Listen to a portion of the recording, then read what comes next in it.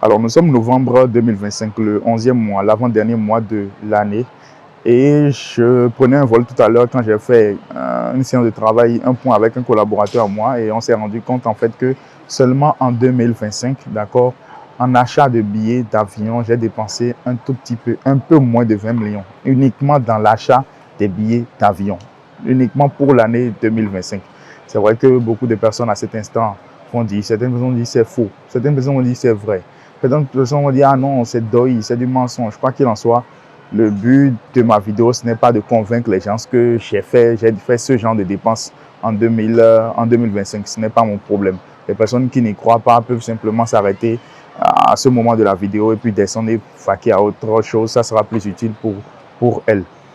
Parce que les personnes qui ont l'habitude de voyager ne seront pas forcément impressionnées.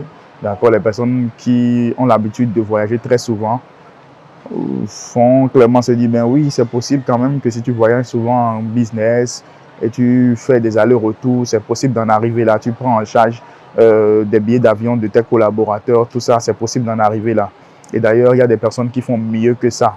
Et moi, d'ailleurs, je ne vais pas vous cacher en fait l'ambition, même cette année, quand on a fait tout à l'heure le point, on faisait le point et puis on s'est rendu compte qu'on en est là.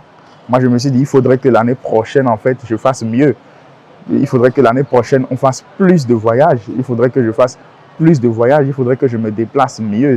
Le but n'est pas pour moi de réduire en fait cette charge-là parce que en réalité, je sais derrière ce que cela me rapporte. D'accord? Donc, tout à l'heure, je disais que j'ai mis plus de 20 millions dans l'achat de billets d'avion uniquement en 2020. Ce n'est pas un chiffre qui impressionne les personnes qui voyagent. Peut-être que ça impressionne les personnes qui n'ont pas l'habitude de voyager. Et certaines personnes parmi elles vont me dire, mais tu aurais pu prendre cet argent pour acheter un terrain. Tu aurais pu prendre cet argent-là pour investir. Tu aurais pu prendre cet argent-là pour te diversifier dans ceci. Tu aurais pu acheter telle chose, créer ceci, créer cela.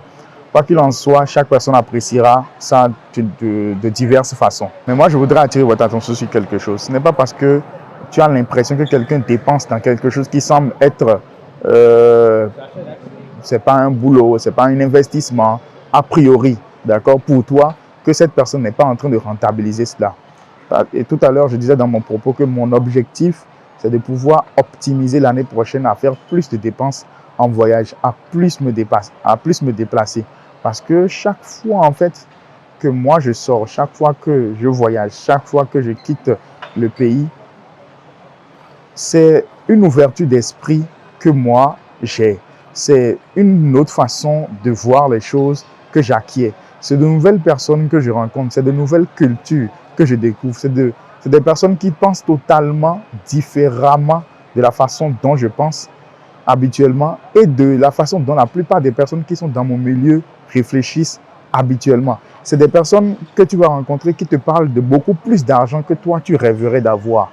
C'est des personnes que tu vas voir dans des conditions qui te montrent que toi, les montants que toi tu gagnes, d'accord, et peut-être que tu célèbres par-ci, par-là, ce ne sont pas forcément des choses impressionnantes. C'est des personnes que tu rencontres qui sont dans des dispositions qui te font poser des questions, qui t'amènent à te challenger. Tu rencontres des personnes qui te disent, mais moi, écoute, le mois dernier, moi, j'ai gagné 1 million. Le mois dernier, moi, j'ai gagné tel...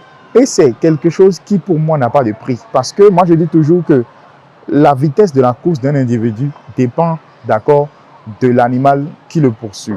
Ou, je dirais encore, c'est la façon dont tu lèves ta main, c'est la hauteur à laquelle tu élèves ta main, c'est à cette hauteur-là que tu peux aller chercher, en fait, les choses qui sont placées à cette hauteur. C'est-à-dire, si j'ai un armoire de rangement, d'accord, sur lequel il y a des habits, des tenues, ou bien je ne sais pas, il y a des objets disposés à une hauteur qui est juste à la hauteur de ma taille, d'accord, lorsque je lève le bras. Ce n'est que ce que je peux chercher, en fait, lorsque je lève la main, qui est disposé à ce niveau-là. Ce n'est que ce sont les choses qui sont disposées à ce niveau-là que je peux aller prendre.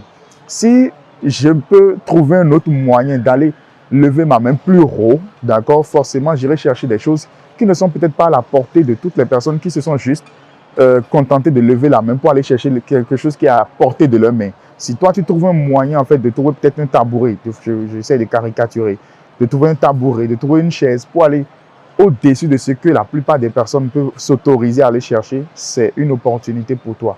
Et c'est comme ça que moi, je vois la chose. pour moi, les voyages, ce ne sont pas des dépenses, mais c'est plutôt un investissement. C'est un investissement précieux et c'est un investissement que je fais en moi. Parce que l'investissement, ce n'est pas forcément quelque chose de matériel. Les gens définissent l'investissement aujourd'hui par j'ai acheté un terrain, j'ai acheté ceci, j'ai lancé une compagnie de taxi. Pas des choses. Les gens définissent l'investissement par des choses qu'elles peuvent voir. Les gens ne voient pas le fait de sortir 1 million, par exemple, pour acheter un billet, pour aller dans un endroit, pour aller découvrir une nouvelle culture comme un investissement. La plupart des personnes voient ça comme un gaspillage d'argent. Mais moi, je trouve que ce que tu investis en toi, parce que ça fait partie des choses. Quand on dit investir en toi, c'est prendre soin de toi, c'est te cultiver. Et se cultiver, ce n'est pas seulement acheter un livre, ce n'est pas seulement acheter une formation, ce n'est pas seulement acheter, payer des cours, ce n'est pas seulement ça. Investir aussi en toi, c'est de te donner la possibilité d'aller dans des endroits, dans des événements, dans des lieux, d'accord, que tu n'avais pas l'habitude de fréquenter, pour découvrir des personnes que tu ne connaissais pas, pour voir des personnes réfléchir différemment, pour voir des personnes parler différemment, te dire des choses différemment. Vous savez, il y a des choses que vous connaissez. Mais il faut qu'on vous le dise dans certaines conditions. Il faut qu'on vous le redise dans certaines conditions pour que ça prenne vie, pour que ça déclenche quelque chose en vous. Il y a des choses qui sont déjà dans votre tête. Il y a des messages qu'on va véhiculer, d'accord, qu'on va vous dire, que vous connaissez déjà. Mais il faut juste que la bonne personne vous le dise au bon moment, au bon endroit. Et ça va déclencher quelque chose, cette fois-ci, d'accord, dans toute votre vie. Et vous allez voir différemment la chose. Moi, personnellement, comme je disais à l'introduction, que je ne vois pas les dépenses en termes de billets d'avion comme des dépenses où je brûle de l'argent.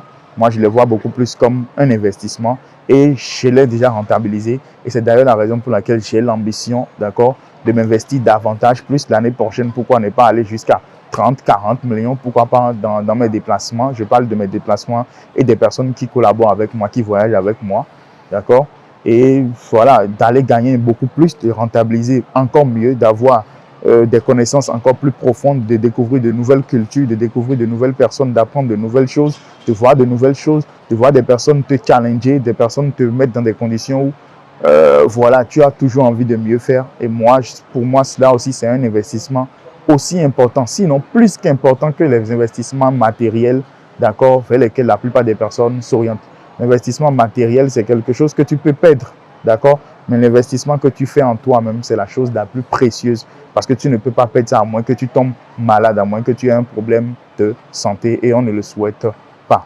Donc, dites-moi, vous, en commentaire, combien d'argent est-ce que vous savez dépenser en budget pour vos déplacements, vos voyages, même si vous n'avez pas voyagé en avion et vous êtes allé découvrir peut-être le Togo, tout ça. Dites-moi, en 2025, combien d'argent vous avez mis, d'accord, dans cette quête-là, dans cette tâche-là. Dites-moi comment est-ce que ça s'est passé. Et surtout, dites-moi aussi, est-ce que vous pensez sincèrement que dépenser, mettre de l'argent dans les voyages, est-ce que c'est une dépense que vous brûlez ou est-ce que vous pensez comme moi que c'est un investissement?